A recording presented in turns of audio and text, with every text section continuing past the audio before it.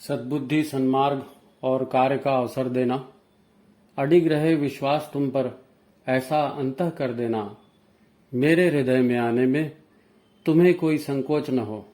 हे गुरुदेव, मुझे नजरों से दूर कभी न होने देना। हे गुरुदेव, मुझे नजरों से दूर कभी न होने देना। नमस्कार, गायत्री चिंतन धारा में आपका स्वागत है। मित्रों, सब कहते हैं और ये सच भी है कि हमारी यह पीढ़ी वैज्ञानिक युग में जी रही है। चारों तरफ वैज्ञानिक उन्नति के प्रमाण हमें दिखते हैं। इस वैज्ञानिक प्रगति का सबसे ज्यादा लाभ उद्योग और व्यापार जगत ने उठाया है।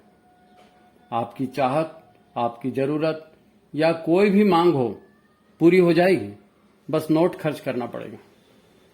लेकिन ये स्थिति का एक पक्ष है, इसका दूसरा भी पक्ष है और वो भी विज्ञान और व्यापार से ही जुड़ा है। क्योंकि हम इस सुविधा का लाभ उठाते हैं तो इसके दुष्परिणाम भी हमें ही भोगने होंगे और हम भोग रहे हैं।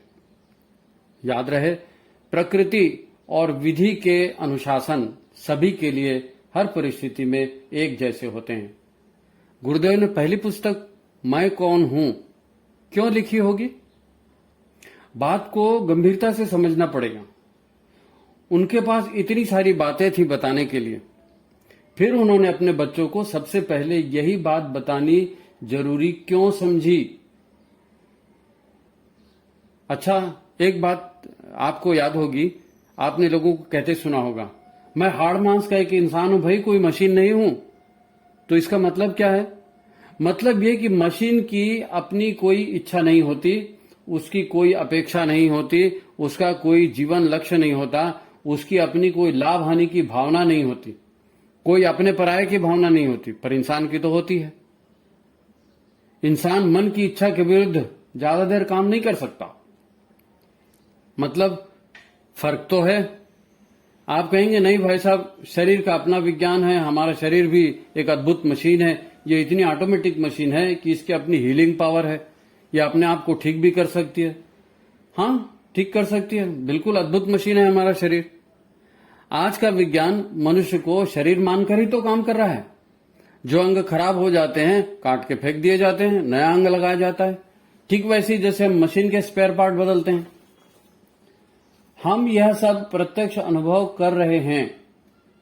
तो मैं यानी शरीर, ये मान लिया हमने, सहज है।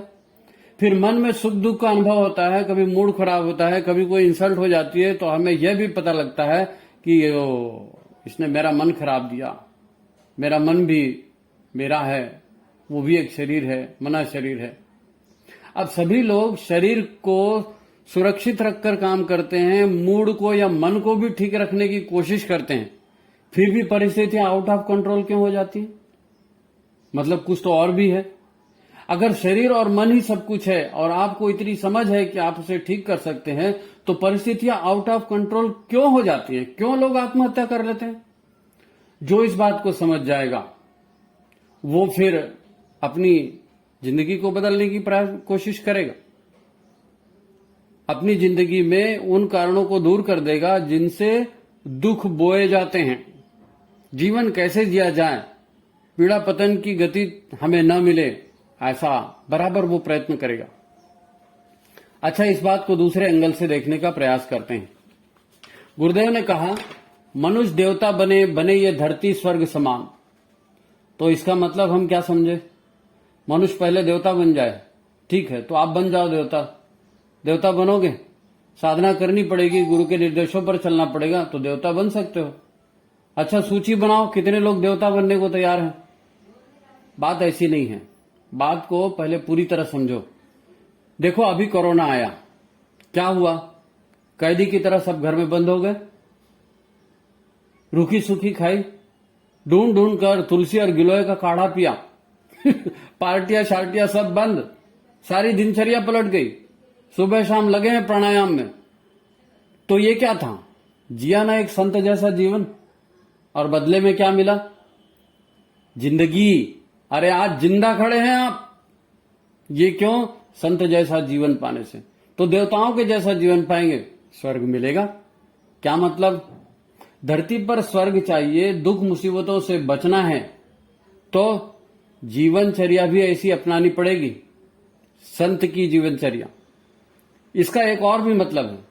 देखो, तुम्हारे पास एक अन्नमय शरीर है और अहंकार और पहचान से युक्त एक मनोमय शरीर है, तो इन दोनों के अलावा एक तीसरा प्राणमय शरीर भी है, ये कोरोना ने बता दिया। अब गुरुदेव ने कहा, बेटा ये 3 कोष हुए, 2 कोष और हैं, विज्ञानमय कोष और आनंदमय कोष। तो मनुष्य फिर है क्या? इन 5 शरीरों का योग। तब यही निष्कर्ष है कि हमारा शरीर भौतिक पदार्थ के अणुओं से बना हुआ है। हमारा मन विचारों, भावनाओं और वासनाओं का शरीर है। इसके बाद एक ऊर्जा शरीर या प्राणों का तंत्र है, बायो इलेक्ट्रिसिटी का शरीर है। इसके भी भीतर एक विज्ञानमय शरीर है। अब ये विज्ञानमय शरीर मतलब ब्रह्मांड के सारे सिस्टम को चलाने वाला तंत्र, प्रकृति के या विधि के विधान को चलाने वाला तंत्र। ये वही तंत्र है, पूरे ब्रह्मांड को चला रहा है, वो हमारे भीतर है। उसके भीतर एक और शरीर है, वो है हमारा अस्तित्व, हमारा आत्म तत्व। अब मैं न तो केवल शरीर हूं, न मैं केवल मन हूं, मैं इन 5 सिस्टम का योग हूं।